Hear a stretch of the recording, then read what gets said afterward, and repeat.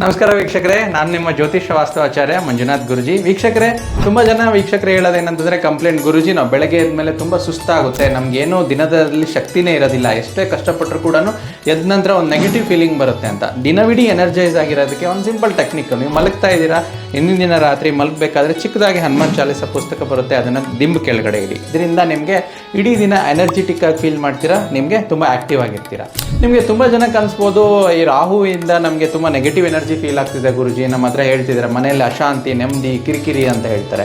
So ರಾಹುವಿನ energy positive ಆಗಿ ಬೂಸ್ಟ್ ಮಾಡೋದಕ್ಕೆ ನೀವು ತಿನ್ನುವಂಥ ಸೋಂಫನ್ನ ನೀವು ಕೆಳಗಡೆ ಮಲಗಬೇಕಾದಾಗ ಒಂದು ಚೀಟಿಯಲ್ಲಿ ಕಟ್ಕೊಂಡು ಸೋಂಫನ್ನ ತಲೆದಿಂಬು ಕೆಳಗಡೆ ಇಡೋದ್ರಿಂದ ರಾಹು ಎನರ್ಜಿ ಬ್ಯಾಲೆನ್ಸ್ ಆಗುತ್ತೆ.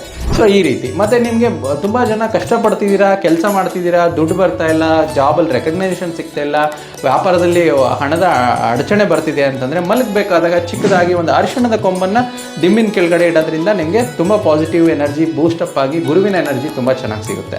ಕೊನೆಯದಾಗಿ ತುಂಬ ಜನಕ್ಕೆ ಸಮಸ್ಯೆ ಏನಂದರೆ ನಿದ್ದೆ ಬರ್ತಿಲ್ಲ ಅಂತ ಹೇಳ್ತಾರೆ.